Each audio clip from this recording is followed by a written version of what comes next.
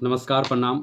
चलिए कल वोट है और सभी ने डिसाइड कर लिया होगा कि किस पार्टी को जिताना है और किस पार्टी को नहीं। वोट देने से पहले सभी लोगों का अलग-अलग मत होता है कि हम विकास के नाम पे वोट देंगे, हम फलना पार्टी को सपोर्ट करते हैं तो वोट देंगे, फलनवा हमर जात के हवे तो हम वोट देम। बहुत सारे मुद्दे हैं, बहुत सारे कारणों से, रीज़नों से जो है आप वोट देने जाते हैं और कल वोट देंगे। लेकिन मैंने एक चीज़ देखा है कि एक नेता को चुनते टाइम आपके पास क्या पैमाना होना चाहिए, क्या कैटेगरिया होना चाहिए, ये बहुत लोगों को नहीं पता है। रेयर केस में किसी को पता होगा कि एक नेता को चूज़ करने के लिए क्या पैमाना होना चाहिए। हर एक पोस्ट के लिए एक पैमाना सेट हुआ होता है, तो क्या एक लीडर को चूज़ करने के लिए कोई पैमाना होगा? अब बेशक है, आप एक लीडर के अंदर आप कुछ चीज़ें हैं जो मैं अभी बता रहा हूँ, आप चेक कर सकते हैं। अगर ये चीज़ें उनके अंदर मौजूद है तो आप बेशक उनको वोट दीजिए, कोई दिक्कत नहीं है। सबसे पहले पॉइंट की बात करें तो एक व्यक्ति का छवि देखा जाता है, कैरेक्टर देखा जाता है कि वो व्यक्ति समाज में किस कैरेक्टर के साथ जी रहा है, उसका समाज में आचरण कैसा है, उसके समाज में व्यवहार कैसा है। ईमानदारी वर्ड बहुत आसान से बोल देता है लोग, लेकिन ईमानदारी वर्ड जितना भारी है उतना निभाने में उससे भी ज़्यादा भारी है। लेकिन ये राष्ट्र हित पे, एक जनता के हित में ईमानदार वर्ड बहुत ज़्यादा यूज़फुल है, क्योंकि अगर एक लीडर अगर ईमानदार होता है तो सबसे पहले घोटाला और चोरी जो है वो बच जाते हैं। तो सबसे पहले आप देखिए कि कैरेक्टर में वो ईमानदार है कि नहीं, समाज में जो है वो जन समाज में जो है उनका रवैया कैसा रहा है, लोगों के प्रति उनका व्यवहार कैसा है, ये चीज़ें सबसे पहले आपको जज करनी चाहिए। तभी आप दूसरे स्टेज पे यानी दूसरे कैरेक्टर पॉइंट को आप चूज़ कर सकते हैं।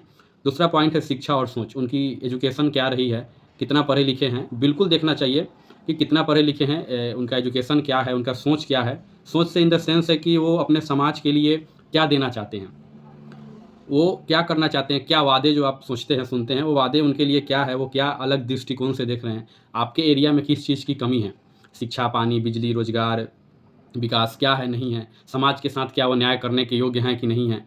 ये चीज़ें दूसरी पॉइंट आपको देखनी चाहिए, सोच और शिक्षा। तीसरा चीज़ जो है उनका कार्य और अनुभव। बहुत लोग उम्मीदवार जो हैं खड़े होते हैं, नए-नए होते हैं और खड़े हो जाते हैं निर्दलीय से या जो भी कहिए।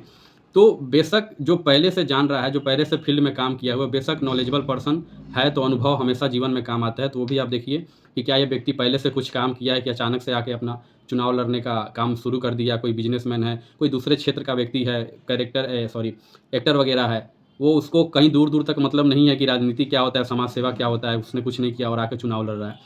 किसी को मैं डायरेक्ट नहीं बोल रहा हूँ, लेकिन ये सोचने की बात है कि उनका कार्यशैली और अनुभव है कि नहीं है, ये भी जानने के लिए बहुत बड़ा पॉइंट है। आप देखिए इसको ज़रूर। चौथा पॉइंट है जनसंपर्क और व्यवहार। जनता के साथ रिलेशन ही एक अच्छे राजनेता को होना चाहिए उनके पास, एक अच्छे लीडर के पास एक जनसंपर्क, वाद-विवाद और बातचीत का जो मेल होता है वो बहुत ज़्यादा ज़रूरी होता है। वो चीज़ होना चाहिए। पता चला विधायक साहब बन गए, उसके बाद घर पे गए तो दरवाजे पर 2 बाउंसर खड़े हैं, कुत्ता खड़ा है, काटा, आप पहले ही भाग आए। विधायक जी से आप भेंट ही नहीं कर पाए। तो साल में या 5 साल में एक बार आपसे विधायक जी से भेंट ही हुआ। वो भी आप भीड़ में जाकर भेंट करते हैं, पता ही नहीं है कि वो अब क्या हैं या नहीं हैं। तो ऐसा नहीं होना चाहिए लीडर के पास। लीडर का मतलब है, नेता का मतलब है कि लोगों से उसका संपर्क हो चुनाव के बाद भी। ये नहीं कि सिर्फ़ चुनाव के टाइम ही उससे बातचीत और मुलाकात हो, उसके बाद फिर पता ना गायब हो जाए। ये चीज़ भी होना चाहिए, आप ये चीज़ भी देखिए। पाँचवा चीज़ जो है वो क्रिमिनल रिकॉर्ड। चूँकि हम बिहार की बात कर रहे हैं और क्रिमिनल रिकॉर्ड हम बोल रहे हैं, बड़ी अटपटा चीज़ है, लेकिन ये भी देखना बहुत ज़रूरी है, क्योंकि क्रिमिनल माइंडसेट का अगर व्यक्ति है या उन पे क्रिमिनल केस हो या किसी तरीके का कुछ भी गोलीबारी, बंदूक, क्रिमिनल केस में जो भी मर्डर वगैरह की बात हो, और उस टाइप की छवि के नेता अगर आपके समाज में खड़े हो रहे हैं, तो बहुत दुर्भाग्यपूर्ण बात है।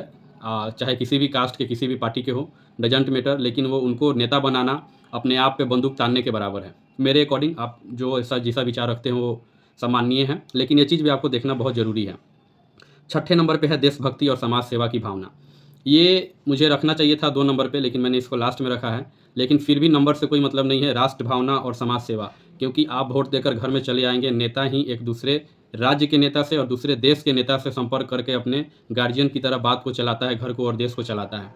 तो ये सबसे बड़ी चीज़ है कि आपके अंदर देशभक्ति और समाज सेवा होना चाहिए। अगर ऐसा नहीं रहता तो हमारा देश शायद आज आज़ाद नहीं होता, हम आज़ादी के साथ नहीं जीते।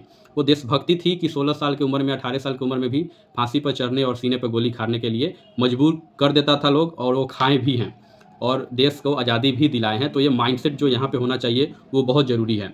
तो देशभक्ति और समाज सेवा दिल में और दिमाग में और विचारों में झलकना चाहिए कि ये व्यक्ति सच में ये चीज़ के लिए है, क्योंकि पहले देश है, फिर आपका परिवार है और आप हैं। देश ही नहीं रहेगा, आप खाना खाते-खाते गुलामी करने बैठ जाएँगे, ये आपको पता भी नहीं चलेगा, क्योंकि आप नहीं जा रहे हैं वहाँ पे जहाँ पे एक नेता दूसरे नेता से संपर्क करके रहता है और बातचीत करता है। तो आपका बॉर्डर भी सुरक्षित हो और आपका घर भी सुरक्षित हो, दोनों आपकी ज़िम्मेदारी है। ये कुछ पॉइंट थे जो मेरे नज़र में सोचा मैंने कि आपको शेयर करूं। वोट देने से पहले एक बार इन मुद्दों पे ज़रूर सोचिएगा पॉइंट पे, तब जाके आप वोट दीजिएगा। वोट बहुत कीमती है आपका, सभी कोई वोट करें। और मेरा मानना है कि वोट ही सबसे बड़ा ताकत है इस लोकतंत्र की, जिसके लिए इतनी बड़ी संविधान बनाई गई थी। धन्यवाद। जय हिंद। भारत माता की जय।